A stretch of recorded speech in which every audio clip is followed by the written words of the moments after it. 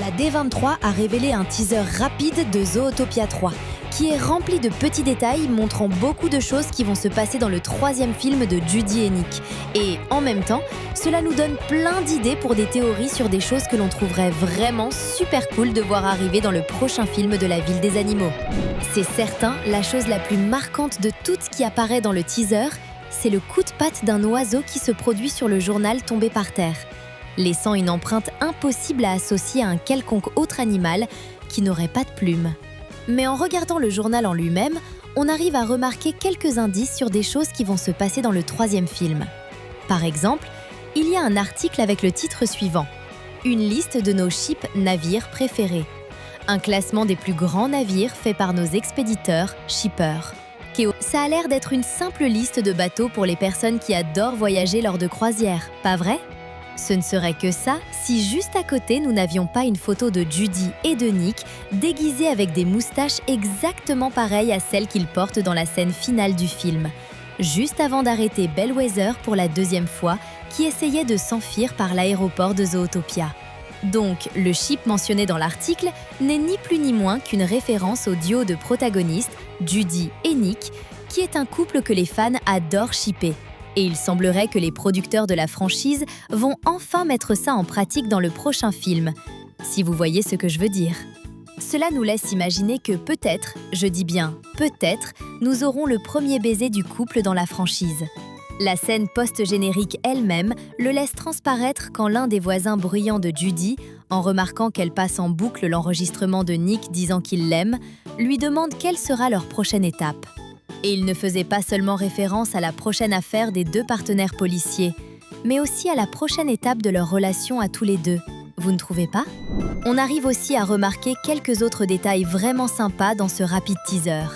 Par exemple, si vous regardez de l'autre côté de la rue, vous verrez qu'il est apparu pour la première fois le fast-food qui fait des hamburgers d'insectes à Zootopia, le Bug Burger, qui était déjà apparu sous forme d'easter egg à quelques autres moments des 2 premiers films, où l'on pouvait trouver éparpillées dans la ville quelques boîtes de hamburgers faits avec des insectes dont les prédateurs de la Ville des Animaux raffolent tout simplement.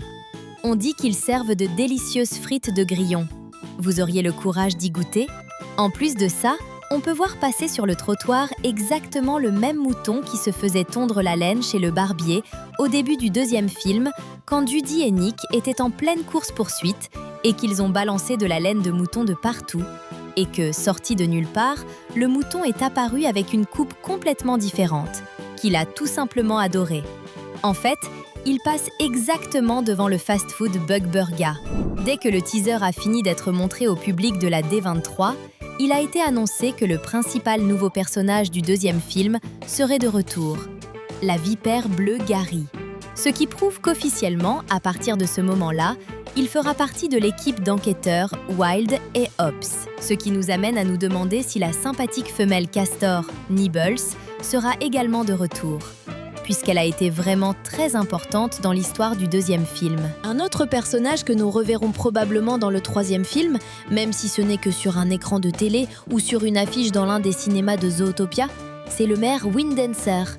Et ce, parce que l'une des nouvelles placardées dans le journal indique qu'il serait en train de tourner la suite de l'un de ses films d'action dans le plus pur style gros bras des années 90. De plus, un autre personnage qui est apparu est le collègue policier qui travaille dans le service informatique du commissariat, Paul Lataupe, qui à la fin du film finit par se retrouver coincé dans un beignet, démontrant qu'il n'avait pas réussi à se détacher du donut. En réalité, il ne se libère que lorsque Clawhauser, qui est celui qui a fini par le coincer dans le donut, finit par reprendre le beignet et par le manger dans la foulée. Mais dès que la minuscule taupe se libère, une plume d'un grand oiseau, la même qui était tombée sur la fenêtre de Judy, est soufflée par le vent et emporte le pauvre malheureux dans les airs encore une fois. En plus de tous ces personnages, nous sommes certains que d'autres qui sont des figures emblématiques de Zootopia vont pointer le bout de leur nez à nouveau, comme par exemple les parents de Judy, le chef Bogo et la superstar de la pop animale, Gazelle. Si vous aimez la vidéo, abonnez-vous à la chaîne dès maintenant pour ne rater aucune nouvelle vidéo. Mais au-delà des anciens personnages, nous en aurons plusieurs autres nouveaux qui vont très certainement faire leur apparition. Le premier d'entre eux est celui dont nous n'avons pu voir que les plumes et la serre sur le journal. Je ne suis pas vraiment un spécialiste des oiseaux, mais vu la taille des cerfs et de la plume, qui a été capable d'emporter Paul la taupe au loin? On peut déduire qu'il s'agit d'un oiseau de grande envergure, comme par exemple un aigle, ou qui sait, un épervier ou un faucon. Bien sûr, comme tous les films de Zootopia tournent autour d'un mystère qui doit être résolu, on peut imaginer que de nouveaux membres des forces de police seront présentés.